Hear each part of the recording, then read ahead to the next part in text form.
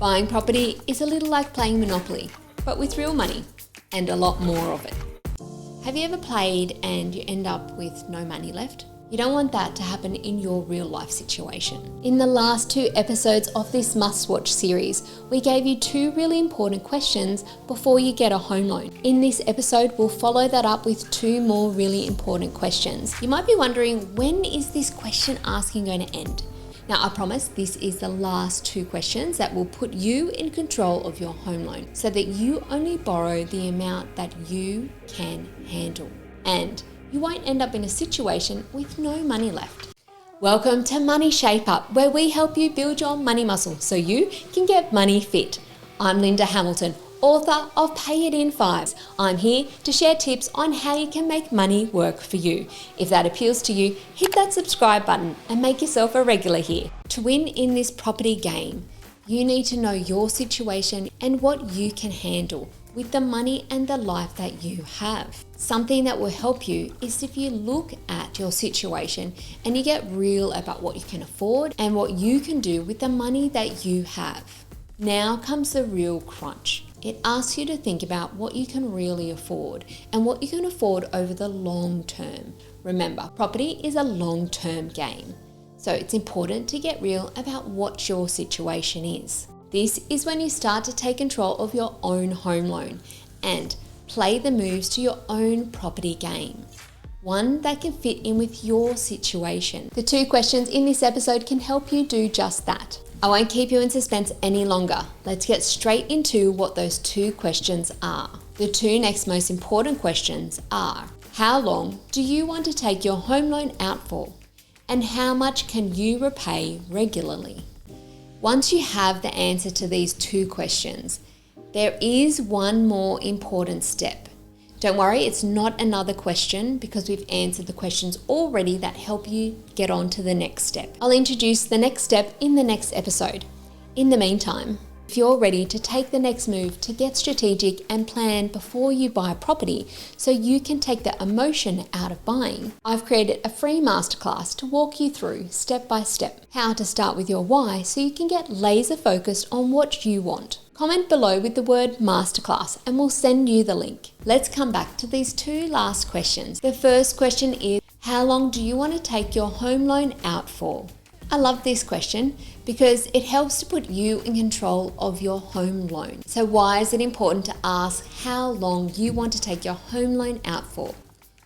This is the first piece of information that can help you to work out your price limit. Now, you might be thinking that you already have a price limit and you don't need this extra information. If you haven't already, go and watch episode 8 of this must-watch series to see what a price limit really is. On our first home loan, we set a price limit on how long we wanted to take our home loan out for.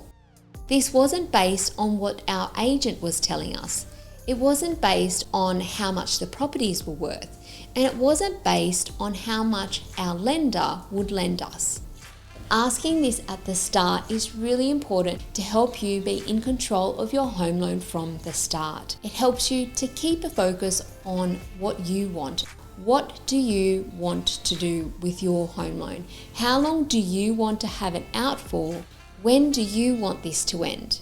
If your why was to buy a first home and your how was to give yourself a price limit, your how long you want to take your home loan out for might be between 5 and 10 years, or maybe even up to 12 years. It's up to you. On our first property, our how long was 5 years.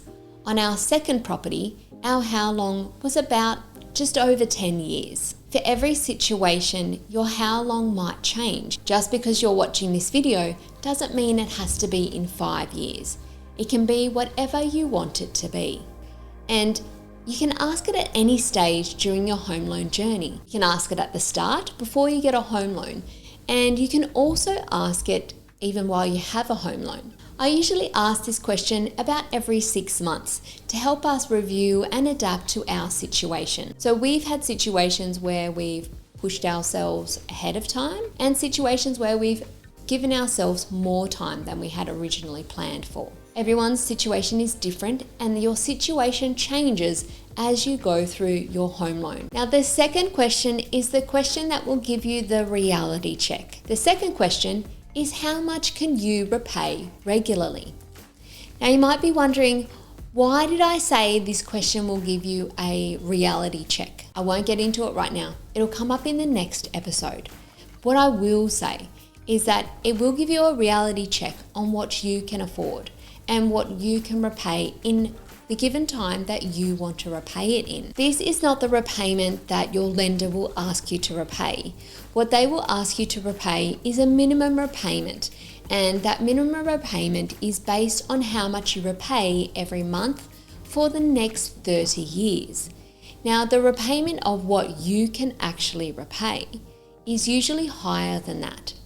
And if you're thinking about how long you want to pay your home loan off for, then you will need to decide on how much you will consistently repay. How much you will repay every week, every fortnight, or every month. This will be based on your own financial situation and how much you are willing to repay. If you're not careful or you exaggerate how much you can repay regularly, you could end up with a bigger loan than you were hoping for, or you could end up struggling to meet your repayments. So be honest with yourself about how much you can repay for the amount of time that you want to take your home loan out for. If you're not sure how much you can repay regularly, we have a free tool on our website. The Pay My Bills tool will help you to work out really quickly what you can repay. Check the link in our description. Once you have worked out how much you can repay, there's one more thing to think about before moving on to the next episode. Have a think about how comfortable you are in making your repayments and choose a statement that is right for you. Number 1, I can repay this amount comfortably. Number 2, I will be pushing myself to repay this amount, but I will be able to manage. Or number 3, I will be able to repay this amount some weeks, but I won't be able to keep it up regularly or for very long. For us, it was on the number 2 scale. I'll be pushing myself to repay this amount, but I'll be able to manage. Some weeks we couldn't repay the full amount, but other weeks we could pay more. If you answered 1 or 2, great. Let's move on. If you end up with number 3, reduce your repayment amount slightly, maybe by $50 or $100, and then try answering the question again. Continue this process until you can end up asking yourself the question and answering 1 or 2. And now comes the big test.